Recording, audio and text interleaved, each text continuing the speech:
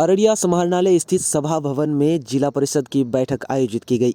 यह बैठक पिछले 5 वर्षीय सत्र की आखिरी बैठक थी। बैठक में पिछले 5 सालों में किए गए कार्यों पर विस्तार से चर्चा हुई तथा अधूरे कार्यों को पूरा कराने पर भी विचार विमर्श किया गया। वहीं बैठक में शगुफ्ता अजीम के द्वारा झमटा पुल का मुद्दा उठाया गया।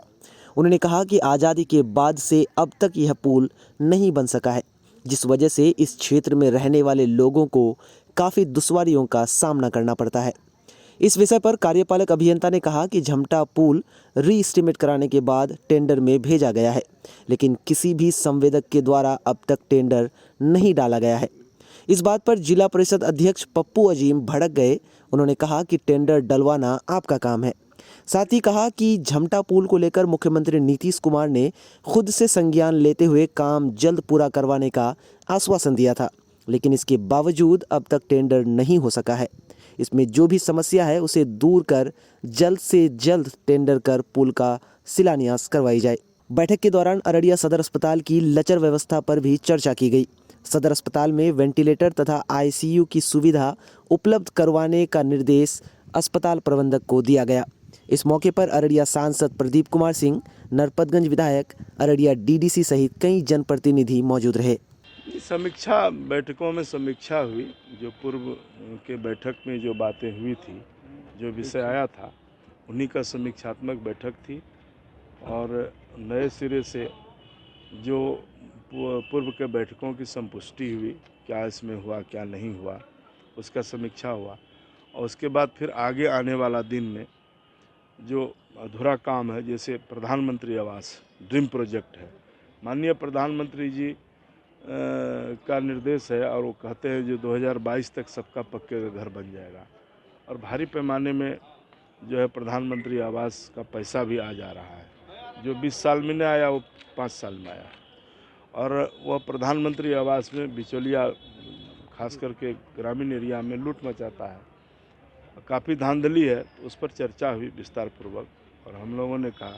और पीएचडी का जो काम हो रहा है, जल नल का जो ड्रीम प्रोजेक्ट है बिहार सरकार का, और जल नल योजना जो है वो खाना पूर्ति हो रहा है, वो कहीं कुछ तो हो नहीं रहा है। वो सिर्फ जो है एक तो पक्की सड़क जो है जहाँ है उसका सटा के वो रोड को वो कबाड़ रहा है, जबकि आज चौड़ी सड़कें बन रही हैं, तो फिर उसको कबाड़ देगा वो।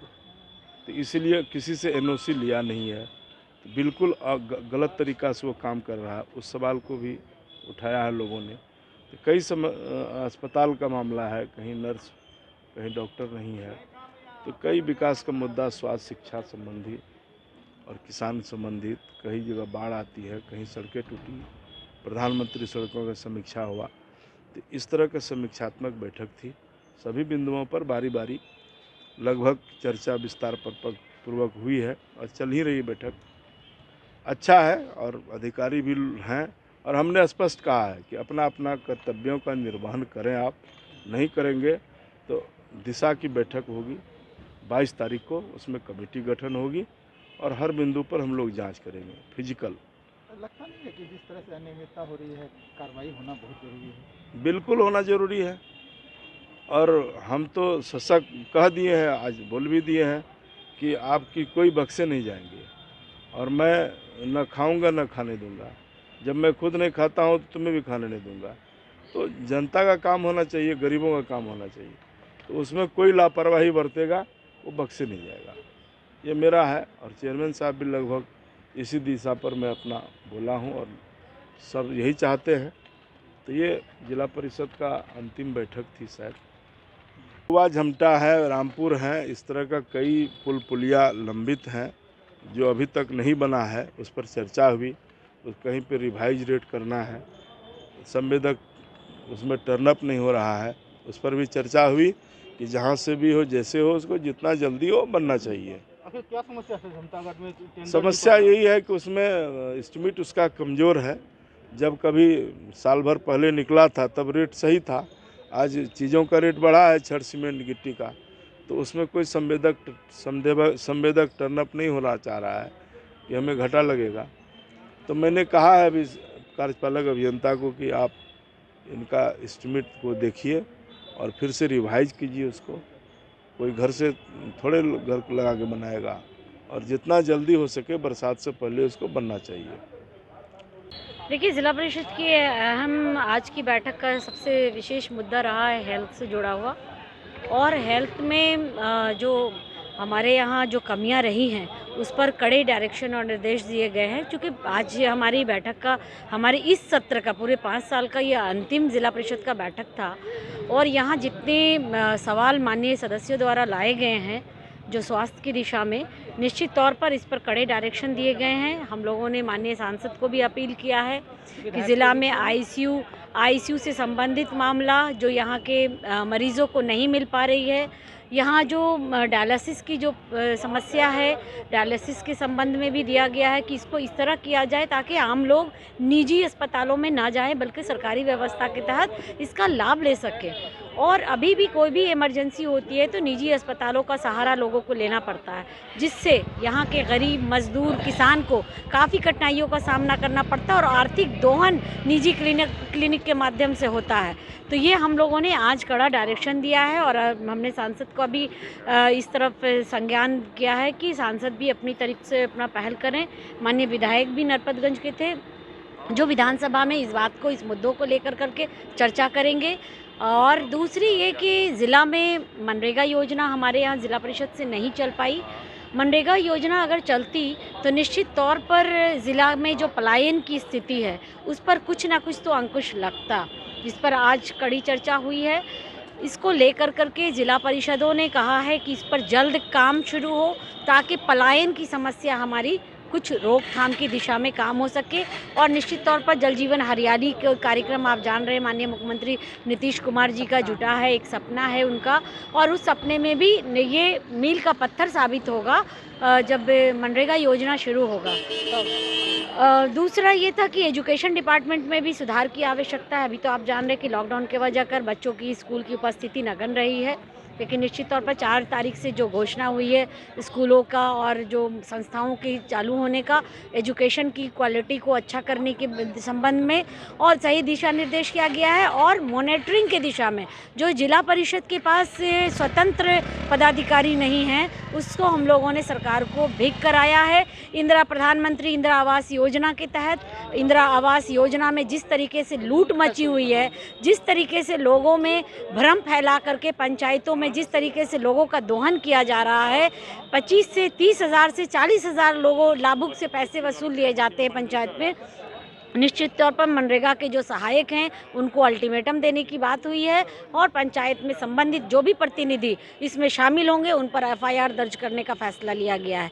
डीडीसी को यह स्पष्ट किया गया है कि अगर आप अपने कार्यशैली में बदलाव लाएं और ज़िला की इन तमाम मुद्दों पर आप खुद देखें, स्वयं स्थल निरीक्षण करें और बेनिफिशरीज को आप जाकर बताएं कि इसमें कोई जनप्रतिनिधि इन्वॉल्व नहीं है। सरकार ने एक नीति निर्धारण किया है जिसको स्पष्ट तरीके से तय कर दिया गया है कि उसके रोस्टर के माध्यम से लाभुकों को इसका लाभ दिया जाएगा, लेकिन कुछ भ्रम की स्थिति फैलाई जा रही है, पंचायतों में फैलाई गई है, जिससे यहाँ के लोगों का दोहन हुआ है। लोगों ने अपना ज़मीन जगह, अपने जानवर बेच कर करके जनप्रतिनिधियों को पैसा दिया है। सहायक जो हमारे मनरेगा में हैं उनके विशेष रूप से इस तरह के रोल है जिससे जनता को लाभ नहीं हो रहा है बल्कि इसका नुकसान हो रहा है। सरकार को हम लोगों ने इन तमाम बातों को संज्ञान में रखने के लिए और सरकारी स्तर पर लिखने के लिए, विभागीय स्तर पर लिखने के लिए हम लोगों ने इस पर आवाज़ उठाई है। निश्चित तौर पर आने वाले दिनों में पंचायती राज व्यवस्था पर भी हम लोगों ने चर्चा किया है।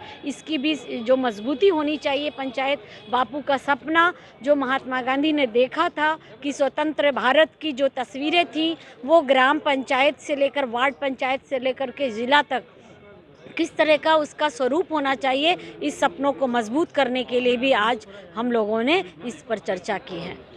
देखिए, एक तो प्रधानमंत्री सड़क योजनाओं का सिलेक्शन पहले से भी जिला परिषद तक होता रहा है और अररिया जिला के विभिन्न क्षेत्रों में भी उतरा है और आज की बैठक में प्रधानमंत्री फेज़ 3 के प्लान का हम लोगों ने अनुमोदन किया है, जिससे और भी क्षेत्रों को लाभ मिलेगा। 5 किलोमीटर से जो लंबी सड़कें हैं वो सारी सड़कों का भी अब जीर्णोद्धार होगा।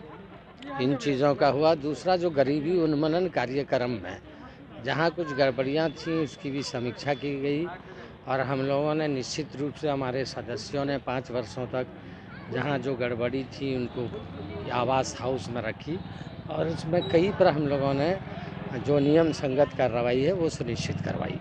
और भविष्य में भी के लिए हम लोगों ने पदाधिकारियों से और जनप्रतिनिधियों से और आम जनों से ये अपील किया आज के हाउस में कि जो प्रधानमंत्री आवास योजना है ये गरीब के घर के बनने का एक सपना होता है और सरकार ये बनते देखना चाहती है। हम लोग सब जनप्रतिनिधि भी देखना चाहते हैं, लेकिन आज भी सीधे साधे लोगों को दिग्भ्रमित करके उनसे धनुगाही की जाती है। इस दिशा में हमने कमेटी भी गठित की है ताकि वो पंचायत में कुछ पंचायतों में जांच भी करेगी और यदि किस्त मिलने के बावजूद घर न बना हो तो ये किस परिस्थिति में नहीं बना, इन तमाम चीज़ों पर भी आवश्यक कार्रवाई सुनिश्चित की जाएगी। पूर्व में भी हमारे माननीय सदस्य ने जो सुझाव लाया था या इस तरह की स्पेसिफिक उदाहरण दी थी कि यहाँ पे गड़बड़ी हुई है, तो हम लोगों ने हाउस के माध्यम से उसकी जांच करवाई और वो निलंबित भी हुए। ऐसे सहायक निलंबित भी हुए। सदन में बात भी निकल के आई जहाँ भ्रष्टाचार का मामला आया, उस पर कार्रवाई की बात की गई है। कई पंचायतों में भ्रष्टाचार का मामला सामने आया है आवास योजना के मामले में। हाँ, नहीं, उसमें तो हम लोगों ने कमेटी गठित कर दी है जिसमें खुद डीटीसी भी होंगे, डायरेक्टर होंगे और ये पूरे जिला के कई पंचायतों को जांच किया जाएगा, जिससे अगर घर न बनी है किस्त मिलने के बाद उसके कारणों को पता किया जाएगा, लाभुक से स्टेटमेंट ली जाएगी और जो विधि सम्मत नियम अनुसार कार्रवाई है वो की जाएगी। बैठक के दौरान अररिया सदर अस्पताल का मुद्दा भी उठाया गया जिसमें कहा यह गया कि ना तो आईसीयू है ना किसी तरह का वेंटिलेटर। न आईसीयू के विषय में चूँकि वेंटिलेटर प्राप्त है और यहाँ पर जो प्रभारी डॉक्टर मौजूद थे, बैठक में उन्होंने आश्वस्त भी किया है कि 1 महीने के अंदर आईसीयू को सुचारू रूप से चालू कर दिया जाएगा। इस विषय में शगुफ्ता अजीम ने पुरजोर तौर पे बात उठाई कि यहाँ के लोग दिग्भ्रमित हो जाते हैं और अन्य अगर प्राइवेट जगह आईसीयू में जाते हैं तो उसकी धनुगाही कर ली जाती है और इसके साथ ही सारे माननीय सदस्यों का सोच था कि जितनी जल्दी हो ये आईसीयू जो है वो काम करने लगे। तो जैसा कि हाउस के अंदर आश्वस्त किया गया है कि 1 महीने के अंदर, तो हमारी प्रयास रहेगी कि 1 महीने में आईसीयू अररिया का काम करने लगे। झमटा पुल का मुद्दा भी बैठक में छाया रहा। हाँ, झमटा और रामपुर पुल के मामले में कुछ टेक्निकल ये थी कि इसमें राशि कम था जिसको 20% अधिक करके भेजा गया था और जिसका टेक्निकल अप्रूवल भी हो गया, टेंडर भी हो गए। टेंडर में अभी कोई टेंडर टर्नअप नहीं हुआ है, टेंडर ली जाएगी या फिर उसमें और भी जो कमी है उसको दूर करके इसके निराकरण के दिशा में तुरंत ये बने कैसे, इस दिशा में हम लोग आवश्यक पहल करेंगे। इस मामले में सांसद जी भी ने आश्वस्त किया है, वो भी हाउस में मौजूद, तो ये सारे लोग मिलजुल के इसकी पहल करेंगे कि ये जल्दी इसका निर्माण की प्रक्रिया